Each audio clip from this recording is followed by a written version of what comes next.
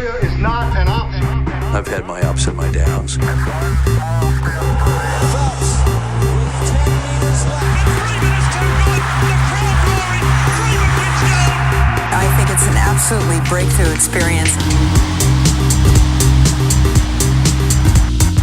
Welcome to the Physical Performance Show, the show designed to inspire the pursuit of your physical best performance.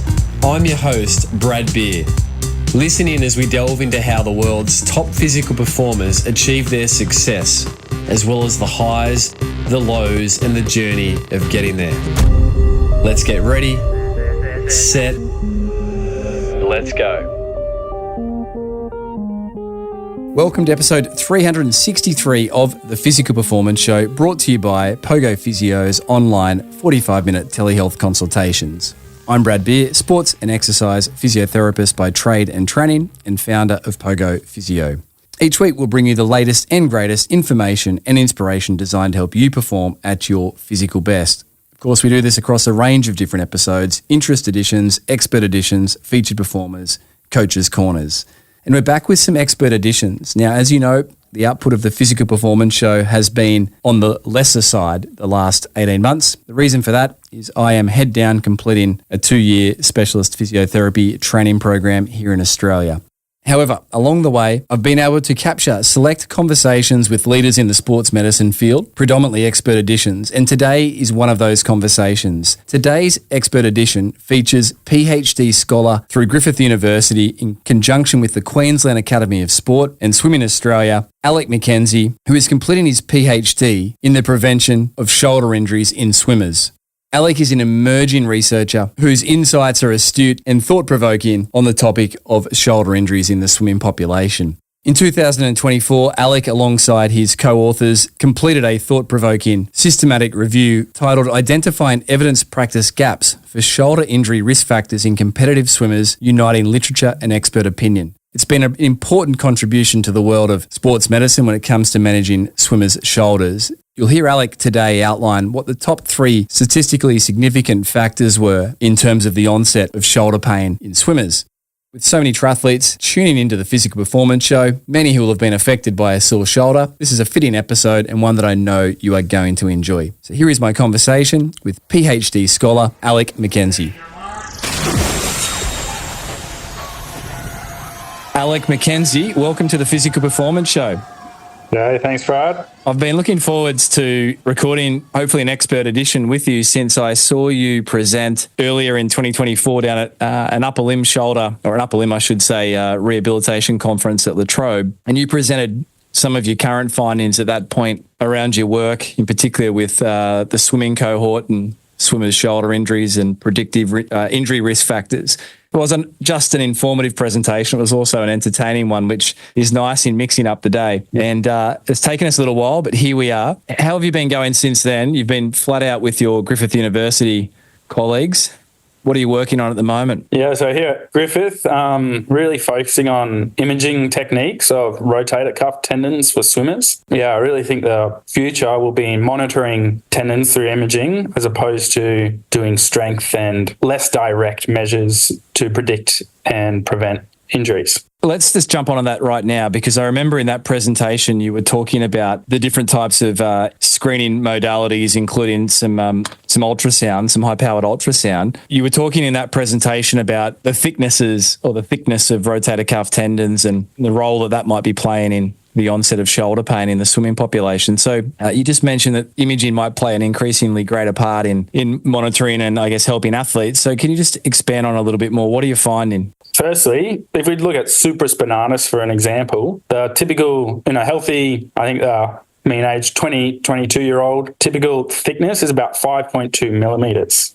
Baseball pitcher, and this is some studies, not mine, baseball pitchers throwing shoulder, so they use supraspinatus to decelerate, obviously putting extreme high loads, is 8 millimeters thick. So obviously these tendons are getting stronger. I'll ask you, what do you reckon a swimmer's supraspinatus tendon is? Knowing that a baseball pitcher, 8 mil, normal, 5 mil. I'm just going to throw it out there because I feel like it's a loaded question. Let's say 16 millimeters. Not that big. But yeah, about 8.4, 8.5 average is a typical swimmer. So we do see a lot of tendon changes in swimming, they just do such high volumes. Low loads, but high volumes creates this adaptation. We also see extremely high rates of particularly supraspinatus and subscapularis tendinopathies. So an awesome study previously by Kylie Holt, I think they did 120 shoulders, so 60 of Australia's best swimmers. They found 70% of supraspinatus tendons had abnormalities. That's of shoulders, not of people. And similar levels of 70% of subscaps had tendinopathies. And actually the majority of subscap tendinopathies were grade 3, so being quite severe.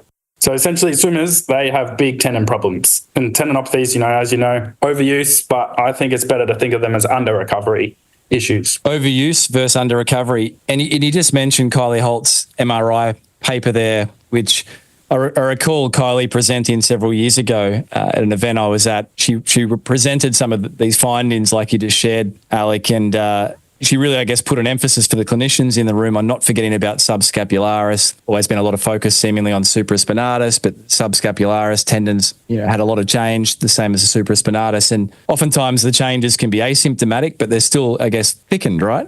And like you referenced, there was some strains or tears. Yeah, so, I agree. Imaging is not the best predictor of symptoms, but we know that tendinopathy is a continuum. It's not healthy and not healthy. It's healthy, less healthy, slightly potentially symptomatic and really unhealthy. So I think the key in swimming to monitor these tendons is we got to do something consistent, regularly, look for changes. Sure, we expect to see some positive change, but in the same way, a lot of the changes we see are negative and some of them will produce symptoms, but it's still a change we need to be aware of. In terms of that comment about overuse versus under recovery, I guess the working paradigm, particularly since I've been a clinician for 17 years, mostly being around that idea of it's overloaded. But I guess you're bringing attention here, Alec, to this concept of under recovery. Can you just expand on that a little bit more specific to the shoulder? Yeah, well, it really started because in swimming, they're overloading their shoulders and they get tendinopathies. My PhD is on injury prevention, so I'm trying to prevent this overload injury. If you look at a hamstring, they overload in a hamstring strain injury, they overload in a very different way. They'll just do one big stretch, snap,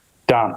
So in a swimmer, they're not quite seeing this big high load. It's like I said, it's that tendinopathy continuum where they're slowly regressing. So to prevent a hamstring strain injury, we'll probably chuck them on, do some Nordic curls, really load that tendon, make it more resilient so it's less likely to rupture. But in a swimmer who's already overloaded, to use that line of thinking in an injury prevention program, we got to overload them even more. So their tendons are overloaded. So injury prevention, let's load it even more to get it more resilient. So it seems like the cure can't be the same as the course. So I got to think of other ways. We need to monitor this tendon changes rather than trying to build up a bit more resilience. Because the shoulder's already under a lot of workload, a high workload. Yeah. And one of your papers cites that anyone that knows swimmers knows the loads that they train at. We're talking about millions and millions of strokes a year. Exactly. And so that, I guess, then births this concept of, right, if we're not making necessarily tendon more resilient through rehabilitation alone, we've also got to consider the recovery. And so what actually happens to these tendon structures under load, and what role, Alec, does different swimming intensities play in what happens pathophysiologically? Well, different intensities, we don't actually know. It's really hard to measure things in water, of course. We are starting to develop what we're calling a digital swimmer. So we've got these waterproof inertial measurement units, and they just gyroscopes, accelerometers. So we whack them on every segment of the body, and we can use them to calculate joint angles.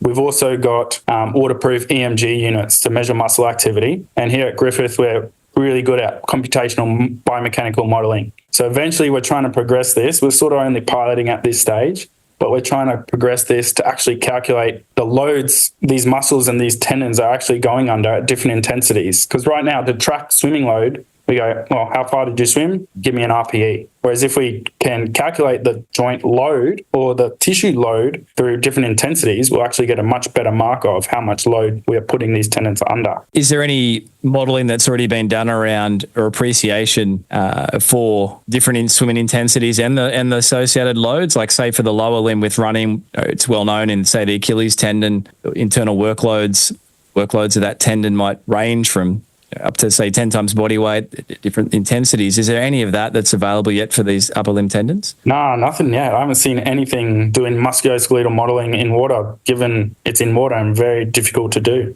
So I think we're really well placed here at Griffith, mainly led by Tyler Collins, Matt Worsey. They're guns at it. We can, push it in the right direction. Because that would really open up some considerable discussion and contemplation then, wouldn't it?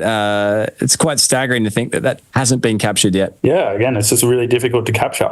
So that's only half the coin though. So it's, how much are we loading this tissue? And then the other half side of the coin is, how is that tissue responding? So that's what I think imaging can capture. How is this? This is the load we've put it under, and this is how the tissue is responding. So we've done a study. We got Monday morning, we measured supraspinatus and subscapularis tendon thickness before a swim and after a swim. We let them train normally throughout the week. We also did that on the final session of the week, the Saturday. So pre-Saturday swimming, post-Saturday swimming. Each session, their tendon thickness, both tendons, increased by about 5%. So essentially their tendon is swelling about 5% across a single session. That's fine. That's just what happens in a tendon. But the worrying part for us was we saw across the week, that tendon was 10% thicker by the end of the week.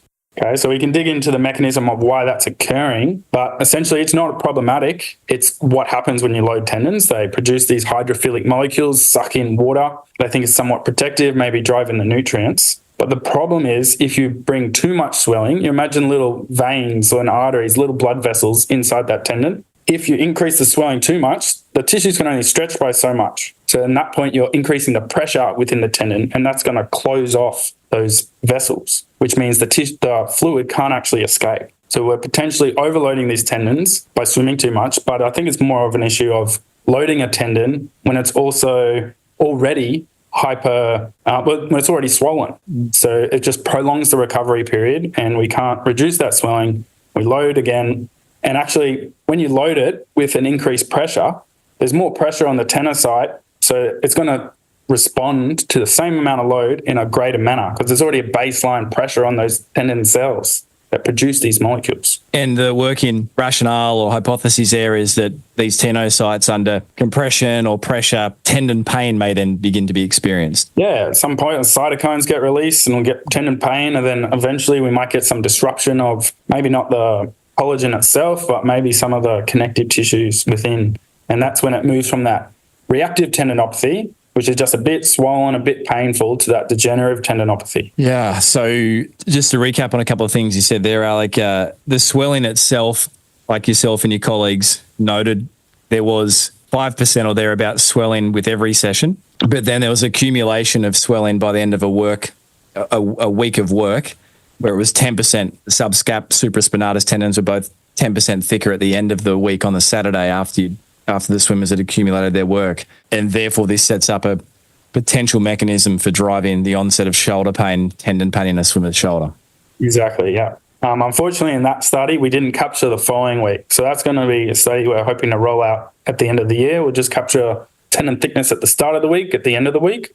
We'll expect about that 10% increase in thickness. But then after your Saturday Arvo, Sunday rest day, if you have truly recovered from that previous week's loading, you should be at or near baseline thickness again. So what we're proposing is that if you do not recover, if you do not reduce that swelling, remove that swelling, by the Monday, you haven't recovered from the previous week's training and you're more likely to go on to get injured. So it could be a relatively simple way to potentially prevent the onset of swimmer's shoulder injury. Yeah, I see it. Everyone loves a Whoop band. They get a recovery score on how well their physiology, their cardiovascular system has recovered from the previous week's training. We need something like that for a tendon because the tendon, we don't really do swimming training to drive adaptation in the tendon, do we? We want strong muscles, efficient cardiovascular system. So the tendon gets a bit left off. So if we can get a recovery score for your tendons, that might help drive some exercise prescription. And even more importantly, if we can quantify it, we can look at the most ideal recovery strategies for that individual. Might be massage, ice bath, swim downs, whatever it be. And the imaging modality that yourself and colleagues have been using is the shear wave elastography. Is that the right pronunciation? Yeah, so this tendon thickness measures, they can be just run by any portable ultrasound, just traditional B-mode ultrasound. We also have been looking at shear wave elastography, which is more advanced imaging. That's a whole different kettle of fish. It was actually developed for liver cirrhosis and breast lumps. Essentially, it measures tissue stiffness. So stiffness being the amount of force it takes to move or change the shape of that object. So the theory is, well, it's been developing research at the moment, but a less stiff tendon, more compliant tendon is more pathological, more painful. So higher stiffness is better, lower stiffness is worse. And they measure this with shear wave velocity. Essentially what it is it sends a sound wave down, hits your tissue, and it measures the ripples that come off that tissue. Imagine like dropping a pebble in a puddle. Drop the pedal in the puddle and these waves come off it. The faster those waves, the more dense, the more stiff that object, the better. But we are having some difficulties. There's a few, again, quite technical challenges with doing that in a tendon. First and foremost, they're really close to a bone. So when you're trying to measure those ripples, it's like if the water's only a centimetre deep, you're going to get a lot of refraction off that bone. Makes it a lot harder. Tendons are also anisotropic. So they respond to forces in different directions in different ways. So like the liver, it's pretty consistent or isotropic. No matter where you put that force, the ripples come off consistently. There's a few other technical challenges. So essentially, we're getting a variability within this measure of about 20%. So if you measure it once, measure it twice, you can expect the result to be within 20%. So that's good for detecting really pathological, needs surgery from pretty healthy. Not quite so good at continuous monitoring of a swimmer, along their training program. Yeah, so the accessibility of the higher resolution, I guess, or quality scans is quite limited, obviously, in high performance centres like you work with through QAS/Swimming Australia. That's a different cohort. But for the recreationally competitive athletes out there, even though they might not have access to this at the moment, and this is obviously pioneering stages, even just taking some appreciation away of the fact that there may not be optimal recovery by the time they start their next week of training is probably just a worthwhile consideration. Yeah, absolutely. Yeah, you've got to recover. You're not adapting from training and not recovering from. Full stop. You've got to figure out for you the best way that you can recover. We're going to try and quantify it here with some imaging techniques.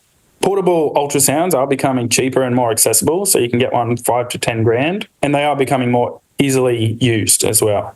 So I think soon when we combine it with some AI, they're already doing this for cardiac ultrasound. You can essentially pick up a probe and with the help of an AI assistant, angle the probe, point the probe in the right direction. It will give you a quality score of how good you'll measure. Take your photo, get your thickness measures. Essentially, once you buy perhaps a $10,000 machine, you can get them for $5,000 now. There you go. It's essentially free to operate. Wow. So we might be seeing, everyone knows about competitive triathletes that like to have all the gear. We might be seeing the next purchase being a portable ultrasound poolside. Maybe physios like yourself could do such a measure. Yeah, I mean, the applications. And then you mentioned on the other end of the spectrum to date, and it's probably more in high performance circles, just the basic session cost or the sessional RPE. We'll talk about one of your papers there about risk factors for predicting shoulder injuries. But any advice you'd give from your work to date, Alec, for the recreational swimmer out there or the competitive age group athlete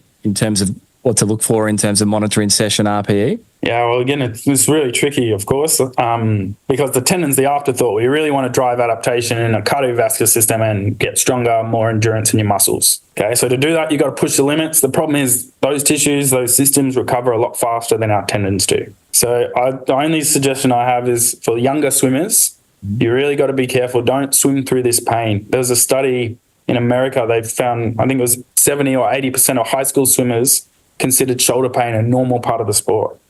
We know with tendons, once you sort of get that pathology, it's really hard to get rid of. So you really got to look after your tendons when you're young. Don't do excessive loads. Really let your coach know exactly how much strength training you're doing. Don't go above and beyond all the time, because once you've got that tendinopathy, it's probably going to come back. Really powerful comments. It makes me think I swim recreationally in the swim squad here on the Gold Coast, and someone asked me the other day if I was going to do the 100 100s at Christmas, and I've got some running injuries, so I'm putting more emphasis on swimming, Alec, at the moment, and I'm like, My answer was no. As much as I'd like to, I don't need a sore shoulder when everything else is sore at the moment. So one thing keeping me going. Yeah. And I mean, shoulder pain, it impacts your life. You can't reach up.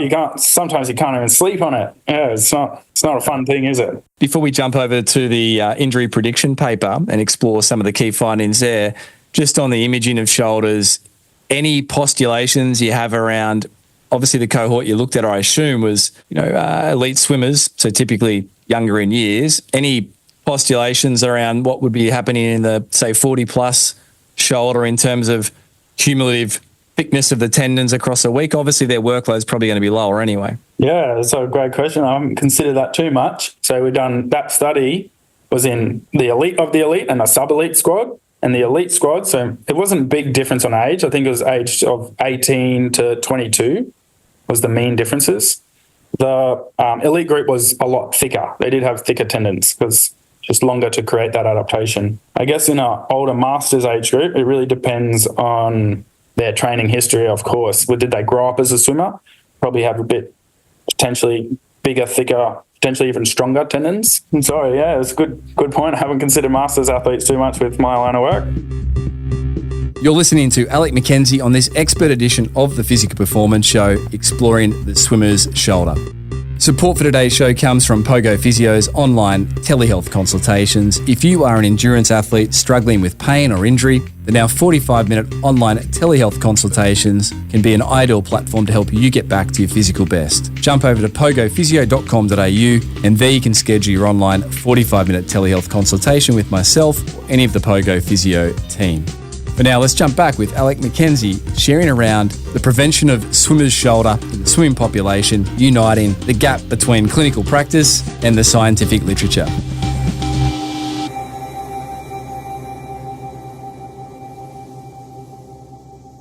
Alec, let's talk about this fantastic publication yourself and your colleagues, including Stephen Duhigg and Joseph Coyne, released. It was published August 2024. We're recording this in November 2024. The heading of the paper is Identifying Evidence Practice Gaps for Shoulder Injury Risk Factors in Competitive Swimmers, Uniting Literature and Expert Opinion.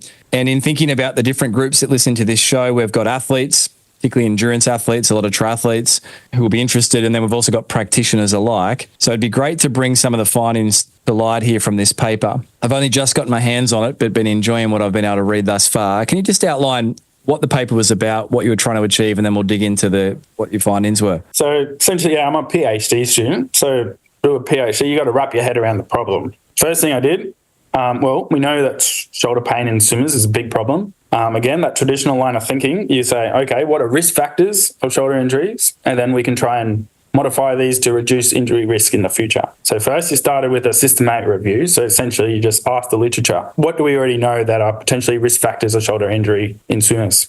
And then we asked the experts as well, because again, yes, involved with the Queensland Academy of Sport and Swimming Australia. So we asked all of them, what do you guys think are risk factors of shoulder injuries in swimmers? And we were able to compare the two. What did experts say? What is supported or not supported by the literature? So essentially, we found, I think, the three key points that were supported by experts and the literature: training load, and it's especially the changes in training load. Not high absolute training load, but doing really intense training one week, having a week off, really intense training the next week. Seems to be a lot of increased risk quite a bit. Injury history, again, once you've got shoulder pain, you're probably going to get it again. And the last key one was stroke technique. Problem is we didn't say what necessarily part of the stroke technique leaves you more vulnerable to injury.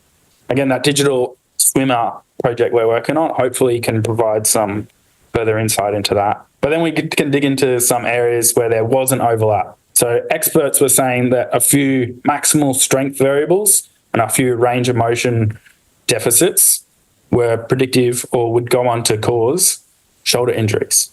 But this wasn't supported in the evidence. So again, it's really hard to control things in performance sport. So it's hard to do high quality, rigorous science. So we got low quality science versus an expert who's dealing with this stuff every day. So if you're going to do anything, you definitely got to monitor training load. Okay, you got to try and do some consistent training load. And this isn't just swimming, not amount of laps. Again, we don't know too much how intensity affects this or how gym training affects this. So we got to strike a balance with slowly ramping up training and slowly ramping down training. You can't do this boom bust, all or nothing. Injury history, again, young swimmers out there, you really got to look after your shoulders. When you feel a niggle, go see a physio, go have a little session off, make sure you're fully recovering. And then there's some strength deficits, especially there's a strength endurance. So posterior shoulder strength endurance seemed to be a really key risk factor, which again, this one did have evidence to support it and some expert opinion supporting it. Essentially, the idea here is we're doing lots and lots and lots of swimming. We've got to have good strength endurance of our rotator cuff that helps limit the amount of wobble or aberrant shoulder glenohumeral movement. If you've got really strong with really good endurance rotator cuff, potentially that might help hold your humeral head in place and it's not wobbling about. So we had the literature review and then we had the expert opinions. And I think if I read correctly, there was 61, is that right, experts? No, so I think we had about 27 experts. They said these 61 different variables were risk factors of shoulder injuries. Yeah. And the total pool of literature-derived and expert-derived potential postulated risk factors was 126. Yeah, so essentially the first question, we just sent out an online survey via the QAS. What do you think is contributing to shoulder injury? What is a risk factor of shoulder injuries? We had people say 126 different things were contributing. So it goes to show that this is really multifactorial. We really don't have a good grasp on what's going on. Yeah, wow. And then of those, it was weeded down that the three proposed key risk factors were, as you mentioned, inconsistent training loads. Yep, that was number one. Yep, and just to recap, because it's so key, there's uncertainty about the role of strength and conditioning or gym work and the role of intensity, but it seems to be that there is a clear association between ensuring there's a slow ramp up and slow ramp down and not a boom bust cycle. Exactly, yep. Your paper references, former guest of the show, it references the acute chronic workload ratio, the work of Tim Gabbett, but obviously Tim puts his hand up to say it's welcome to come under question. What are your thoughts on that as a basic principle, or is it simpler than that? Is it just be aware of not boom busting? Yeah, it's a good question. Acute to chronic workload ratio does cause some controversy. I think the main controversy is the mathematics of it. If you pick a random chronic workload, you'll likely find the same result rather than I think they usually use the 4 weeks prior. Regardless of how you measure it, it certainly seems to be a really consistent finding that tendons don't like change in load. So you got to go slow up, ramp it up slowly, ramp it down slowly. It's just as important. In swimming specifically, again, we're really limited because we don't know how we're loading the shoulder. We don't know what strokes load it more. We don't know what intensities load it more. Is swimming 100 meters slow the same as swimming 25 meters fast? We don't know the answers to these questions. The paper also references that we need to recognise that there's a relationship between the number of strokes, the stroke intensity and fatigue. These are all unknowns. Yeah, well, the fatigue's an even trickier one. Does one stroke at 80% intensity at the start of the session equivalent to one stroke at 80% intensity at the end of the session?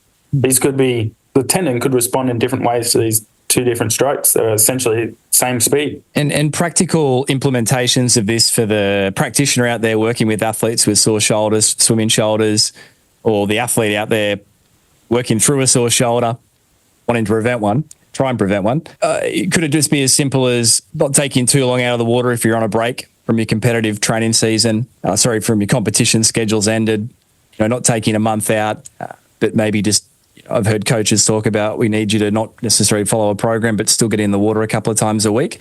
Yeah, exactly. Go for a surf, use your shoulders, swing on some monkey bars, do whatever you want to do. This is actually why I'm a researcher, not a practitioner, because it's really hard to answer these questions and your guess is as good as mine. But taking the principles that as a researcher you're providing the practitioners in the field with and then, I guess, extrapolating them to the individual in front of you. Yeah, consistency is key. Yeah, so however you want to load your tendon, sure, you don't want to swim 52 weeks a year. You've got to move your shoulders 52 weeks a year. And it's really nice what you just mentioned. It might not be swimming, it might be other things, but keep loading the shoulders if you're on a break. And not just shoulders. This is not a shoulder tendon specific thing. This is Achilles, patella, gluteal tendons. They all like consistency. Yep, definitely the lower limb tendon pain sufferers know generally, and they quickly realise the importance of that. Alec, I recall in Melbourne talking about the intensity, the effective intensity, and like you've said now, it's not necessarily clear the role that it plays in the tendon's response. But are there any practical implementations or considerations around intensity that you see occurring in elite swimming, whether it might be maximising days between intense sessions or capping the number of intense days? Like, what are the current best practices you're observing, and do you think things can be done different? Yeah, sorry, I don't have a good answer for you here. Yeah, definitely spreading out those high intensity sessions as much as possible would be a great start, because again, we got to let that tendon recover after a high intensity loading. What that exactly looks like, I don't have any good answers for you. Hopefully this tendon monitoring, we can actually do that pre and post every session of the week if we wanted to personalize some training. But again, yes, that's not open to everyone. Yeah, I'd say just spread your loading out as best you can. Make sure you give at least a day and a half off to make sure you fully recover, and you therefore allow your body and your tendons to adapt from the previous stimulus. That's nice and practical. You mentioned endurance, posterior shoulder strength endurance, if you want to call it that. And I think conceptually most people don't have difficulty in envisioning that is important. Clinically, we might use tools for a sore shoulder, swimmer with a sore shoulder, I should say. We might do a posterior endurance test, for example. There's some pretty robust, reproducible tests that we can look at there, which I always find nice in terms of informing the athlete of the difference between their sore side and unaffected side. So I think conceptually that makes sense. But the paper also discusses that there's a role of technique, and like you mentioned, doesn't seem like there's clarity around what would constitute improper technique. Yeah, exactly. That's a big problem. So we asked experts, what's the shoulder injury risk factor? And they said poor technique. So definitionally, they are correct, aren't they? Bad technique, probably. It's bad because it probably leads to shoulder pain. There's a few lines of thought currently. A bit of research showing if your hand entry position crosses your midline, you might be impinging your shoulder a little bit more. Now, I'm not a big fan of the impingement model. I don't think it's really driving any tendon maladaptation. But I think a bigger one we're seeing at the moment, swimmers have this really big, in that catch position, they tend to have a really high elbow and a really large amount of internal rotation above head. And, if you just do that, it's quite a vulnerable position. I think that's straining. Yeah. And they're out as far as they can and internally rotating as far as they can. That's sort of the best catch position thought of these days. I think that's really straining, particularly your subscapularis tendon, and this strain of the tendon potentially leading to bigger problems. So there's not consistency around this. It's I guess a contentious topic, isn't it? Because there'll always be variability in movement. People that are perceived or observed to move less prettily than others aren't necessarily the ones with injuries. So I guess it's considering that word that you use, that multifactorial etiology of these presentations. Yeah, and again, it's if you've grown up swimming that way, your tendon's probably adapted to let you swim that way. So potentially it's bigger changes in stroke technique as opposed to your technique as its forefront. I recall a professional encounter probably 12 years ago, Alec, with a internationally acclaimed swimming coach here in Australia who produced Olympic champions in distance. And the topic came up about technique and physiotherapists talking about technique. And he quickly jumped on the fact that it's probably not the role of a physio to be talking about a swimmer's technique. And there's context to that conversation at the time, but I've never forgotten that. And I think it really planted in me the idea that, right, well, this is a huge topic and it's pretty constrained thinking to think that, oh, that's the reason swimmer's got a sore shoulder. It's not that simple. Yeah, exactly. I couldn't agree more. Again, I'm a researcher, so even probably a step outside the door compared to a physio working with the squad. After doing this study and saying, here are some things that are risk factors of shoulder injuries, I'm looking at them and say, it's not really in my place to change any of them. So stroke technique, I'm not going to change that. Training load, I'm not going to change that. Strength endurance, sure, maybe I can suggest to do some extra exercises. But this is why we've gone with we need to monitor these tendons.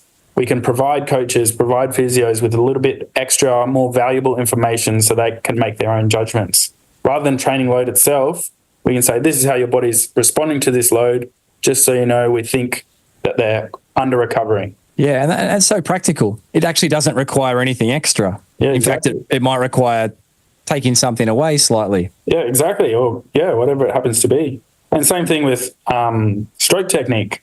That's why we're working on this digital swimmer currently. Best practice is to walk on the side of the pool with a GoPro camera.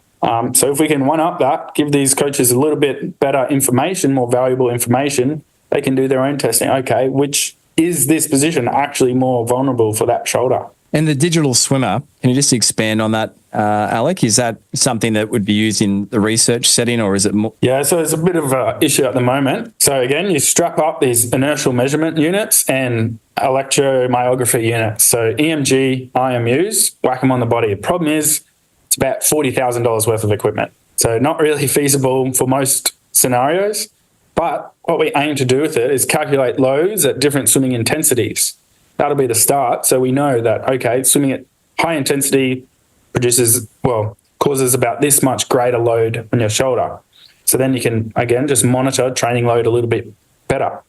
And then we can start looking at potentially stroke changes, stroke technique differences. Which one actually produces most load in this joint? Or which one actually reduces the most strain of this tissue?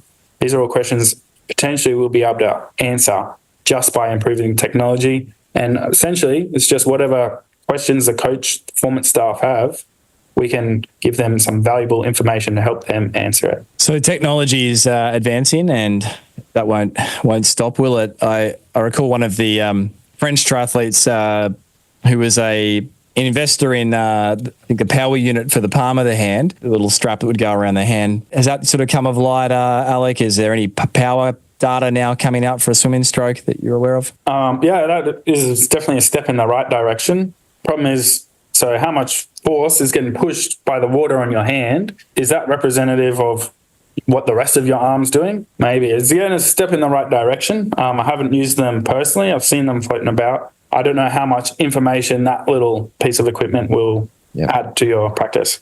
Alec, where do you think the future will go in terms of, because I recall Kylie Holt sharing, who you referenced with her MRI study with the elite swimmers, that in over 40 years, not much had changed in terms of the injury prevalence for swimming cohorts. Are you optimistic that that might change? And obviously, I assume you are, given that that's what you're investing your professional life into with your research. The question, I guess, would be, are you optimistic that it can change? And if yes, when would we see change? Yeah, good question. I think about this lots.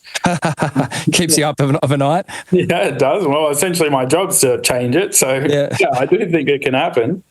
I don't think we can do it by keep flogging the same dead horse.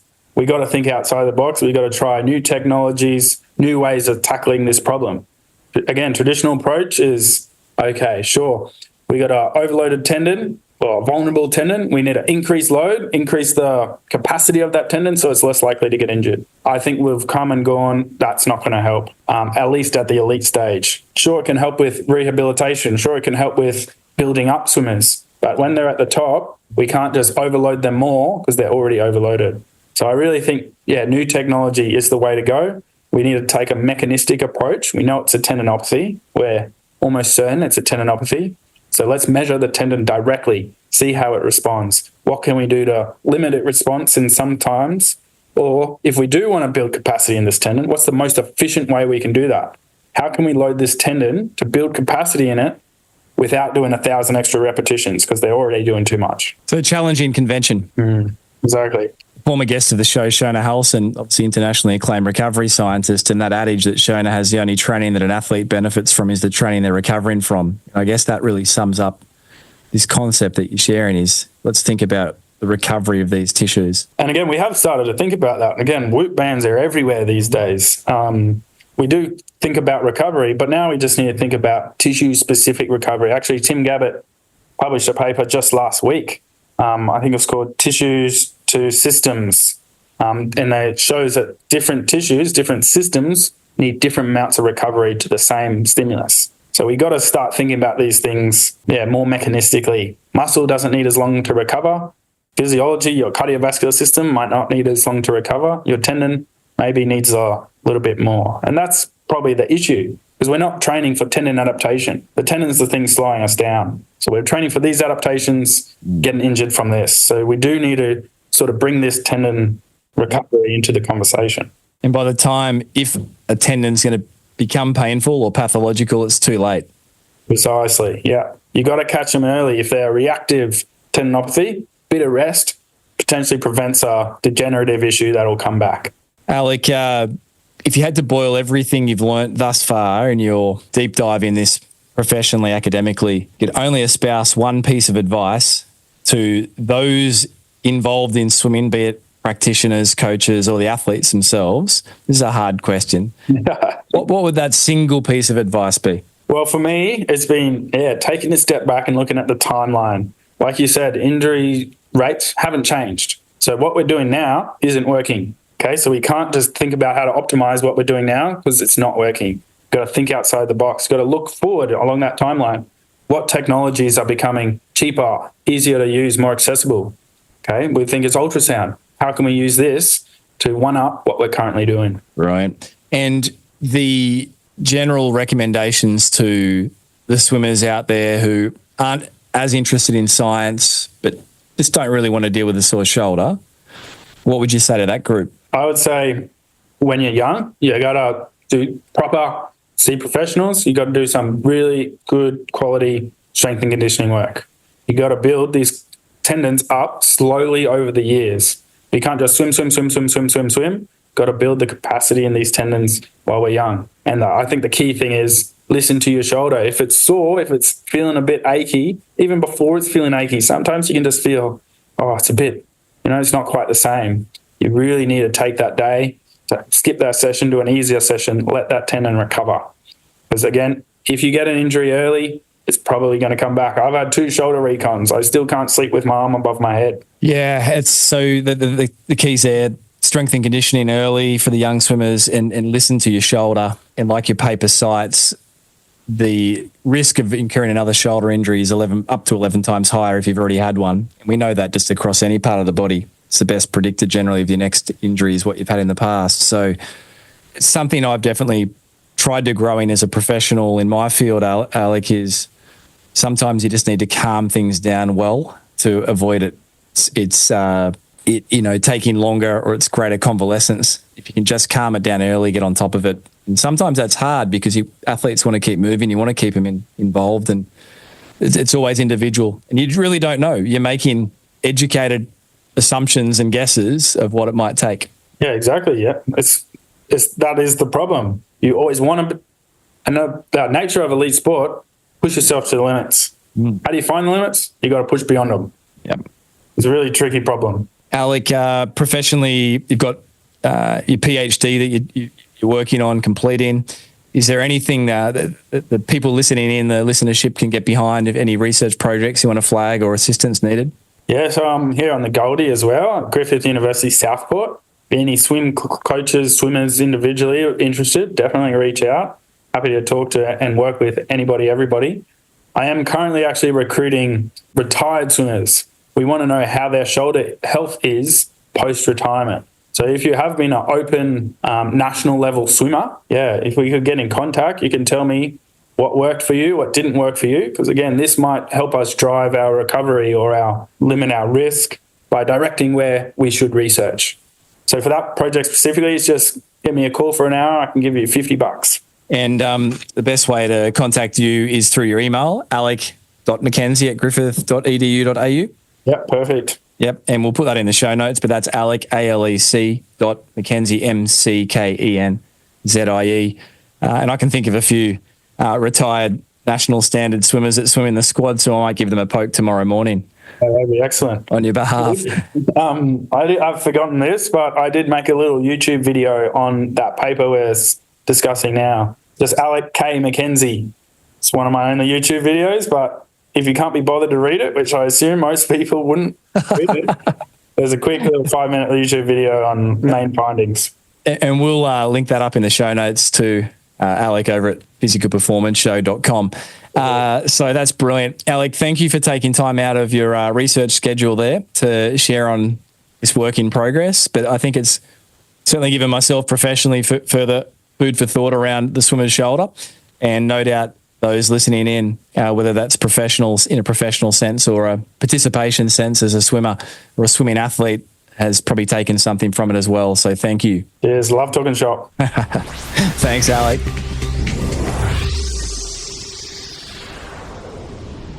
So there you have it, my conversation with Alec Mackenzie. I trust and I know you enjoyed this episode. If you did, then consider leaving a review over on iTunes. We're now close to 500 reviews, so thank you for those that have reviewed the show over the years. If you'd like to give Alec a follow, you can find Alec over on the socials. Just jump across to the show notes, physicalperformanceshow.com. We'll also link up Alec's email there. If you are a ex-competitive swimmer who would like to participate in Alec's research, then please reach out to Alec. Support for today's show comes from Pogo Physio's online telehealth consultations. If you are stuck or frustrated with an endurance sports related injury, then reach out. Jump over to pogophysio.com.au to schedule your appointment, or hit me up over at b.beer@pogophysio.com.au. Thank you to the good folk who make this show possible: Daryl Misson, audio engineering; Susan Wilkin, show administration; Matthew Olding, show graphic design; Milan Borrow, videography. You can find video episodes over on our YouTube channel, The Physical Performance Show, and snippets across on the socials at Physical Performance Show. You'll find me over on the socials at Brad_Beer. Now, coming up on the next episode of The Physical Performance Show, we are syndicating an interview that was recorded for the Physio Network podcast featuring Rich Willey, acclaimed running researcher and physiotherapist, and myself co-sharing along Rich with a discussion across some of the trickier conditions in the running-related injury space. So we'll be syndicating that across on the Physical Performance Show in combination with Physio Network on the next episode of the show. So until then, keep pursuing your physical best performance. I'm Brad Beer, and this has been the Physical Performance Show.